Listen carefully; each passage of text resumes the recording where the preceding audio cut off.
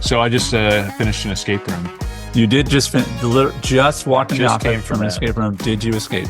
We escaped. How? I'm kind of a purist in that. So some people asked for some clues, and I'm like, I think we're doing something wrong. So did you ask for clues? I think we have 3 clues. It was So- challenging. It was very elaborate. I don't know, everybody listening, if you've done escape rooms, I think there's, what I realize now, there's the places you go where it's essentially just a room with 4 walls, and then they put things in there. This one was moving walls, like Nice. multiple rooms, very elaborate. So I imagine that industry, and we'll talk about this for this industry as well, but I imagine that industry needs to innovate because you only want to sit in a room for so long solving puzzles. That's right. So you're like, let's get this interesting. So It's the very one, interactive. the last one I did with you, which will be the last one I ever do with you, because I'm horrible at escape rooms. I do remember one of the coolest parts was someone found a clue. I know it wasn't me because I didn't find any clues that were helpful. Only funny because it's true. Yes. That it opened another room, and I thought that's a great idea. So I'm glad that you were able to escape. Yeah. If anybody needs somebody that can join you in an escape room and resolve problems that have already been solved by the team I'm your guy. and act like they were solved for the first time, Andy's got you. I'm like a child. I'm like, hey, look at this, and they're like, Andy, we already solved that one. What about this one? Yeah, we got that one too. So good. Yeah, I'm like when you ask your kid to help you with a project, and you just give them a shovel, and you're like, go dig a hole in the corner. Stay And busy. you're like, you're helping, but really just get out of the way. So I don't even go anymore. It was a good time. All All right, right. well- So that's going to segue us into how to sell financial planning. Well, it's how to innovate, it's how to get better, how to get better. So there are components to how to sell planning. And one of the things that we are really big on for people who come to our events is we do pre-event surveys, and we actually look through those surveys and we compare and do analysis of where they are before they come and after. And some of that's just dollars, how much have you made before and after, how much have you made in planning, what's your, planning fee before and after, things like that. But we also ask some questions about what are your priorities? What do you think is most important? And I'll start with this. When we ask people, what are your priorities when it comes to the components of financial planning in order to sell more, they say this: the most important thing is that I want more prospects. The second thing they say is I need to get better at closing. And then the third, fourth, and fifth ranked is third is they want to know more ideas and planning strategies. Fourth is they want to improve their systems. And the last one is they want to get better at communication. Mm-hmm. So going to defer to you a lot on this episode because this is your progression. I want you to share, if you would, what's the right order? And then I want you to share some stories about how you figured out that order the hard way, but why we want to help you who are listening know this order and to follow the order. And here's why most advisors, a vast majority, get the order wrong and how much it's hurting their planning business. In my story, the first thing was I had to figure out that I was average. And average doesn't mean bad. I was helping people. I was making good income, but I was doing what most advisors were doing and what kind of the industry had been accepting. I think the industry is now kind of shifting and waking up to, maybe what does the future of advisors look like and what's their practice look like. So for me, from day one, I was taught that prospects solved all problems, meaning connect with a bunch of people, get them to come into a room with you, try to sell them something, and then figure the other stuff out as you go. And so when I adopted financial planning as a meaningful business vertical, not this extra add-on or sprinkling financial planning for free because I'm doing the AUM, even though that's the world I came from. And I had the head trash of trying to shift to finally realizing I'm valuable, my ideas are valuable, people will pay me for a financial plan, and I can manage their assets. Those are 2 separate things. So as I started adopting that, I carried over my approach from learning to be a financial advisor in the traditional average sense to I'm now a financial planner that people will pay to be in a room and guide them and encourage them. But I still was like, I just need more people. Right. The downside to that was I carried a lot of limiting beliefs with me into that because I'm like, well, what are people paying me for? Business owners, I'm not knowledgeable enough to work with them. Why would they work with me? And so we've kind of blazed this trail to some extent as we built courses and done conferences that we hear the same limiting beliefs from every advisor that I went through. And so we know this now. Like, we don't question it. Like, if you're watching this, I can probably be in your head. If you're not doing this, you haven't fully adopted financial planning, getting paid for your time and ideas, you're thinking some of the things I used to think probably every single day. And what I realize is that it's because I got it out of order. That if I'm leading with just put me in front of a bunch of people, we use the baseball analogy a lot. Like if I'm not getting a great batting average, or I'm not getting paid what I'm worth for being a great hitter, that the idea is not just keep swinging the same way and hope it eventually works out. It's, hey, maybe you should stop and go get coached, which means in our business, I strongly believe that knowledge comes first. Because once you get the plate appearance, the idea that, whether it's basketball, any sports analogy we can use, if you have the ball at the end of the game, there's people that are nervous and scared and don't want to take the shot. And then there's people that do want to take it. It's preparation that once you get the opportunity, you're less nervous. Maybe not, there's no nerves, but you're less nervous and you're more prepared and confident because you prepared for the opportunity. So in our trainings, we push prospecting off. At our live events, we don't talk about prospecting until day 2 because there's preparation that should go first. And it is frustrating for people who want to come to the event and say, I want more people. And we get to that. But I think we do know that doing more of what's not working is not going to make it work.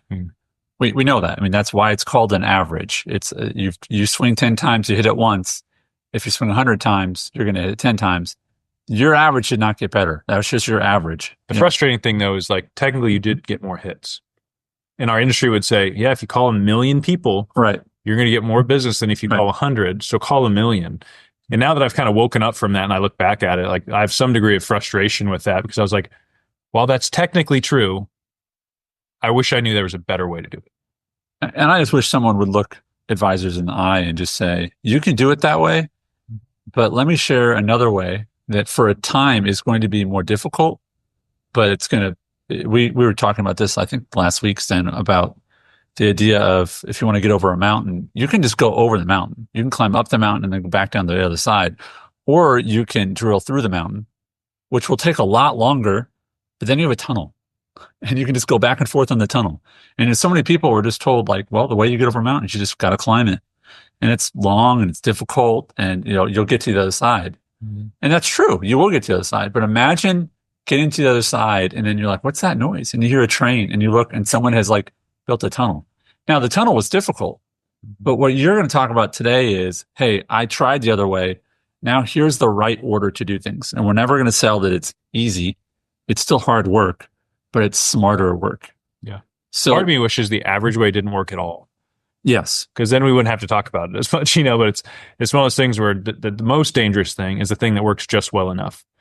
And advisor after advisor, it's like, I'm making enough income. I'm kind of happy, but my practice consumes me.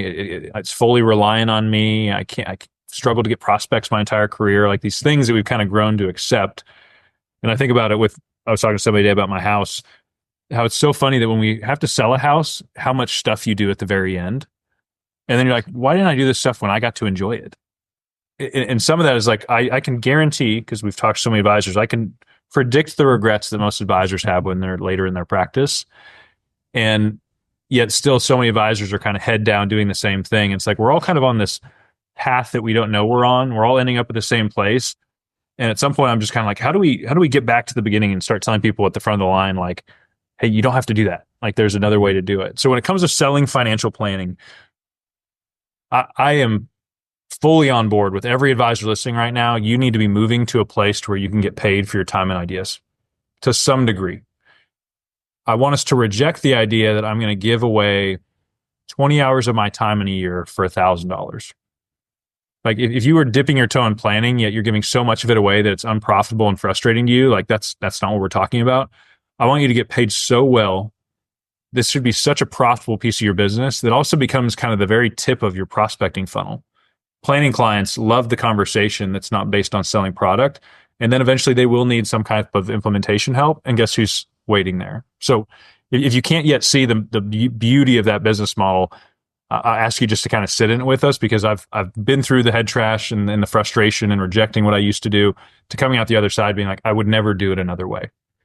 So for us, and this is what we teach a lot, is step one has to be knowledge.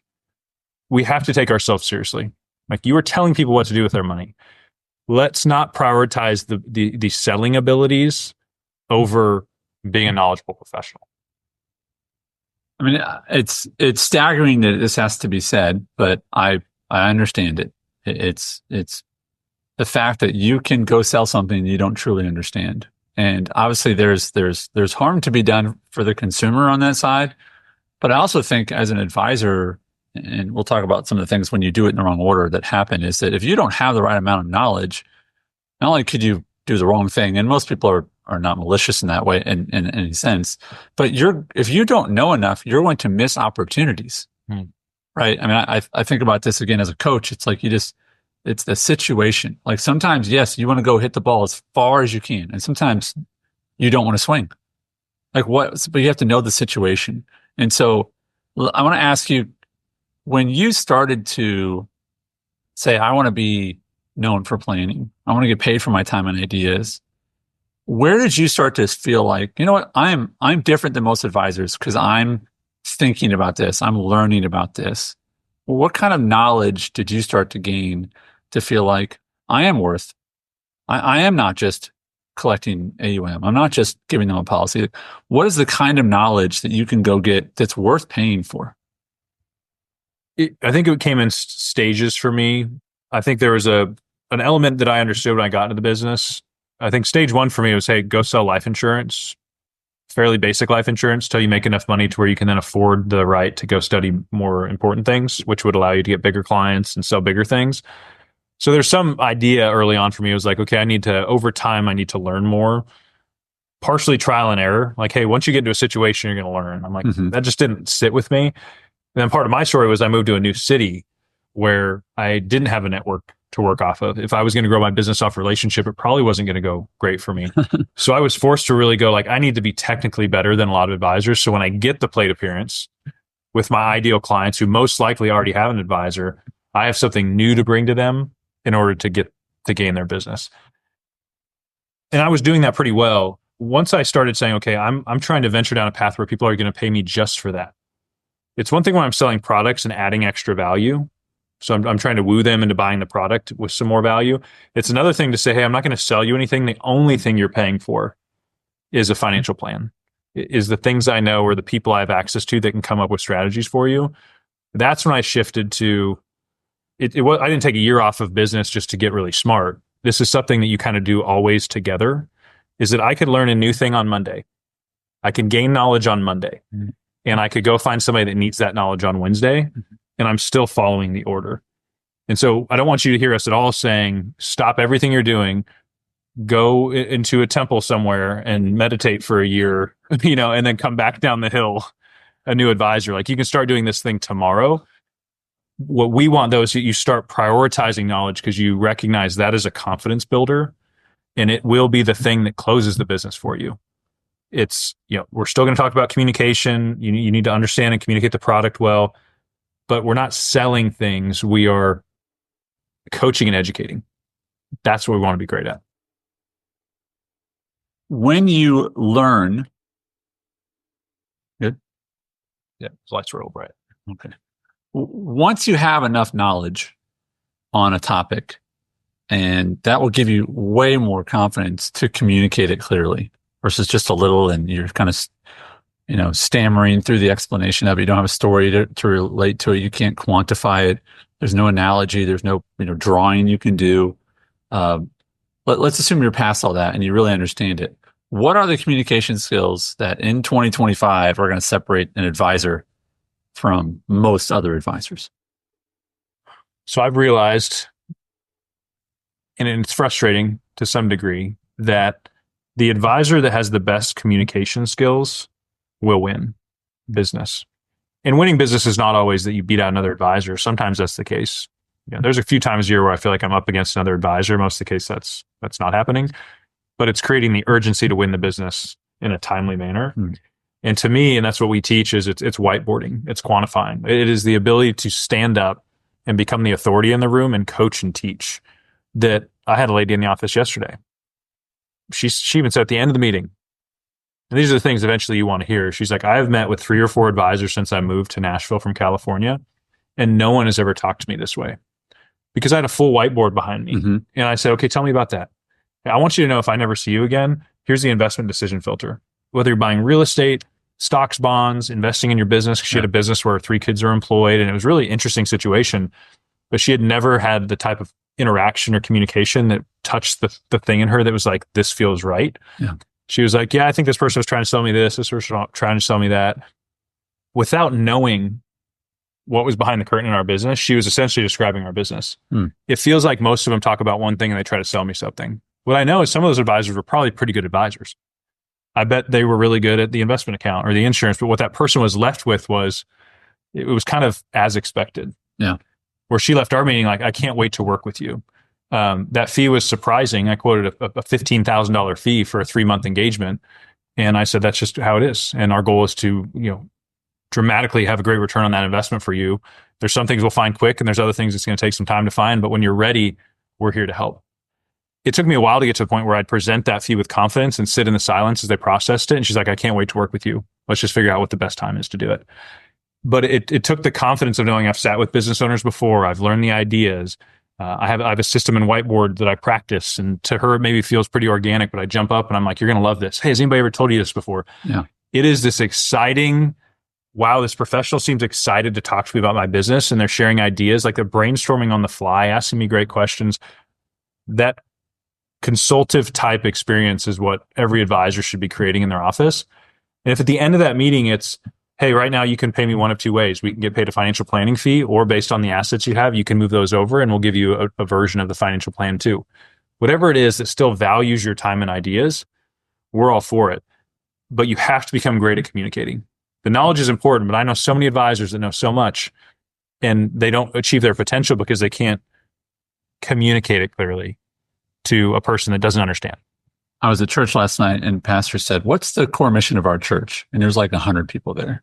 And it was like, I'm pretty new, so I gave myself a pass. I was like, I don't know what it is yet.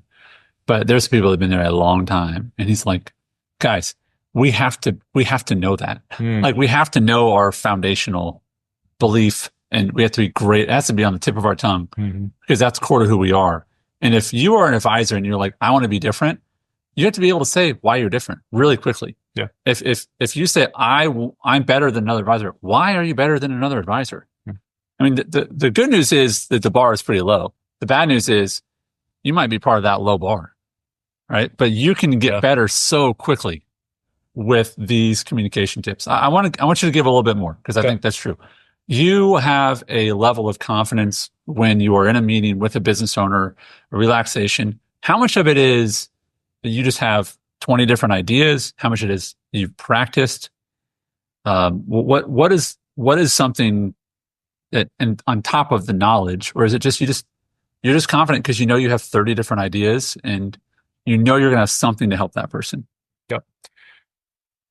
I bounced around in this process because I didn't have a conference to go to or a community part of it. It was kind of thinking this way, and so for me it was knowledge first, because I knew I needed some unique thing to capture somebody's attention. Yeah. Where I think I fell off was when I got in front of them, I hadn't practiced communicating that in a simple way visually. Yeah. That created interaction. I was still kind of the illustration pusher and writing on a notepad in front of them because that's the way I was trained. And so for me, it was the knowledge first. And then when I got into communication, I think there was a spectrum of, I could communicate in an average way. I'm communicating new things, but I'm still doing it in an average way.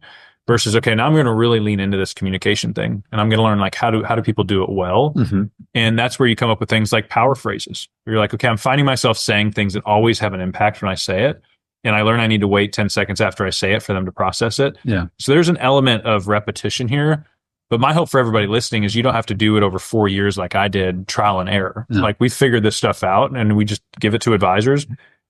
There's no reason all of us should be doing something different. If there's a system, a framework, because you can put your own style on it, that works, that clients like, and they pay you for stuff happily and they get results, the goal should be for us to figure out what that system is and for all of us to do it every single day. And so there's an element now of knowledge first, but then when it comes to communication, like practice, get in a room out by yourself on a whiteboard and start with, the 3 buckets. We do that at our conference all the time. And it's amazing how version 1 is complicated and confusing. Yeah. And then within 2 hours, advisors have this really slick, simple to the point. And it's not random information. It's like, here's something that you probably didn't know or no one's explained this way. Yeah. But I'm going to end by saying, here's why it matters to you. And if you don't leave with anything else today, I want you to remember this. Like it's you're leaning in when it's time to lean in. You're pausing when it's time to pause. And I think that comes from repetition, but not just client facing repetition where you're kind of missing out on opportunities. It's peer to peer. It's with our coaches. We have advisors that send us whiteboard videos. You have to just practice to get really good at it. And I think there's an energy now where somebody walks in a room, worth $100 million that comes to our office, and I'm like, how can I help? I did not have that level of calm confidence in the past. It's been a combination of all those things. And again, I think the alternative to that is, please pick me. Please pick me. That's an energy. Well, it's like an external please pick me while you're also putting off an energy of like, I have no idea why you'd pick me. Right. Yeah, then it's that. By the way, I don't know why you pick me. But so that energy of, sort of like, gosh, I really hope they pick me versus I'm here to help you and I can help you. If you're a good fit. If you're a good fit, right? Yeah. So you have the knowledge. Mm-hmm. Now you're able to communicate well about the knowledge that you have. Next in our order is then it's about opportunities. And then it's about prospecting. Mm-hmm. I like to say it's created opportunities. It's not just happenstance. It's that you're going to take the knowledge, and this is a little bit of a free preview into what we teach at our event. You're going to take your knowledge. You're going to take the ideas that you know how to communicate really well, and you're going to go out and find and prospect using those ideas to find the people that this fits. Yeah, we call that targeting strategies. And it is the way I wish I prospected from day one. Because targeting strategies doesn't say you need to know everything before you go out. Targeting strategy says you need to know one thing that matters to a certain group of people, and you know it well enough to coach them on it. Mm-hmm. It's not that you're the expert on it, or you'll end up following through on the strategy, whether that's you pass it to a CPA or an attorney to execute it. It's asking great questions that reveal to somebody, wow, there's a lot I haven't thought about. And then you get really good at communicating the potential value of that idea. So it creates urgency for them to take action sooner. And so if you have the knowledge, and we do this on purpose at our events, like I'm going to teach you how to know that you have the knowledge. It's a confidence thing as well. We're going to teach you how to communicate, because once you get the plate appearance, I want you to crush it. Like I want a close rate of 8 out of 10. Mm-hmm. Yeah. And if they're ideal clients, 9 out of 10. Like that's the level, because people have so many needs that if you can communicate it in the right way and put a structure around it, like it will work most of the time. And if the person that says no, it's probably not a no. It's probably just not right now if you communicate it well. So we're big on prospecting. Prospecting is a huge need for all of us. But instead of showing up to your office and randomly cold calling or randomly asking for referrals from people and hoping it works out, there is a system where you can say, I know if I put in 5 hours, I get 10 prospects. Then the question is, how many 5 hours can I put into this machine I've built? And that's targeting strategies. Specific idea to a specific group of people that have that need. And then it's more of just a matter of time before they do business with you versus, do you even need me? Mm-hmm. So you know what you're talking about. You're communicating it efficiently. You're getting in front of prospects. This is, I think, one of the easier ones. It's, can you close? Are you able to price it well and then create a level of urgency? What's one or two things you do before we wrap up with systems that you think are real keys to closing? From a mindset standpoint, we have a saying internally, we say have 3 and set them free. That was a check on me, because I used to talk to people like 20 times and they would never do business with me. And I don't know if there's part of me that thought they were the only person left to talk to, so I might as well just keep wearing them out. Or I just, felt like it was the path of least resistance as opposed to finding somebody new to call. But if I have 3 meaningful touch points with you, maybe it's a Zoom call, maybe it's an in-person meeting, and you do not take action, one of two things is true. I did not do a good job explaining to you and creating urgency, or you are not a good fit for me. And so I will have 3 with you, and then I'll let it sit. If you are a great prospect and maybe the timing's not right, I'll put you on a list and I'll continue to drip on you and send you good content. But I will not stop the machine to hyper focus on 1 or 2 people anymore and just wear them down for business. Yeah. Or they're revealing, this isn't that important to me. I'm not willing to pay for it. I want everything you're offering. I just don't want to pay you. Okay, that's not how I do business. Yeah. And so for me, it's kind of that's one mindset side of things. On the other, you do need to be able to kind of lean in, meaning when the time is right, communicate your value really well and then give them a choice to make. Yes. And for us, that's hopefully at the end of meeting 2. When you say, here's how we get paid. Wow, look at all the potential value we can add, which makes this investment you can make in us almost a no-brainer. Yeah. Sometimes that might go to 3 meetings. People have questions, but to me, you need to have a system to where in 3 meetings, you are positioning yourself, being generous with your time and ideas, but then you're moving towards a close.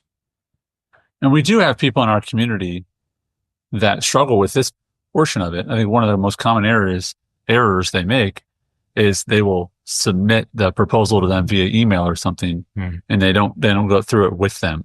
There's no context. Yeah. Or the context is one that the client is making for themselves. And so it's really, really important to present that to them, with them, talk them through it. Don't wait till the last 2 minutes of the meeting and go, and pay. That's right. Leave some time to process it. They know it's coming. They know you don't work for free. But there's other meeting phrases. 1 for me is data gathering and value add.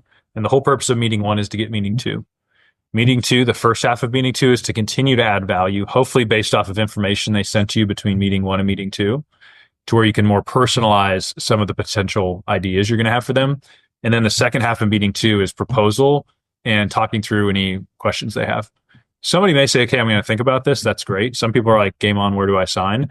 But if you add so much value in a meeting and a half, by the time you get to the proposal, it's a formality and there's going to be some questions, but they're not surprised by it. At the end of meeting 1, you told them that we get paid for our financial plans. So they're expecting some type of proposal and fee in meeting 2. Your energy, your level of confidence, and if you can get to a place, and I've said this before, but it has to be genuine, we need to get started right away. If you work with the right advisor, there's a lot of opportunity here. Because people, especially in this space, want to be told what to do. Like, they don't want this, like, hey, if you're ready, let me know, but no big deal. It's like, this is so important. This could be life-changing for your family. And my fear is that if you don't take action, whether it's me or somebody else, you're going to regret this.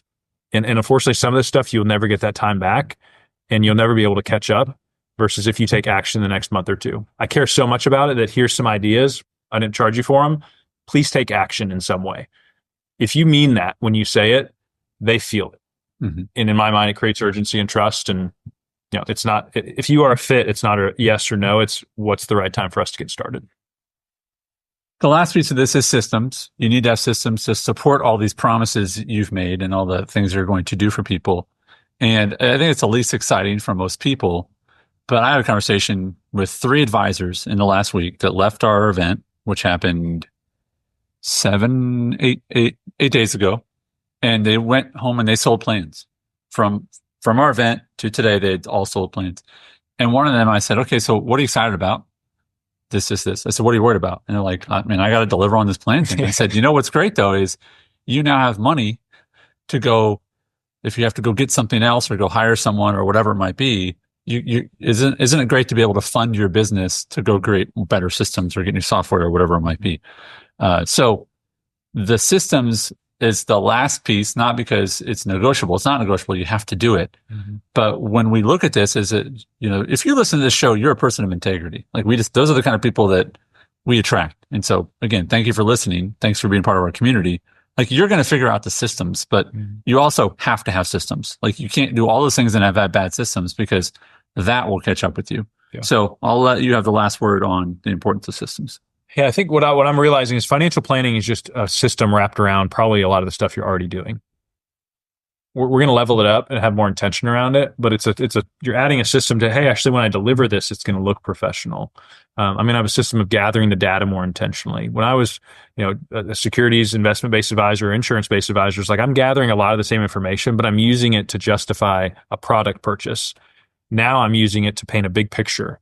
And so, yeah, maybe I need to invest in a couple more tools. I need to have, our plan score tool that our community uses is the deliverable that goes in front of clients. So that makes that easy for you.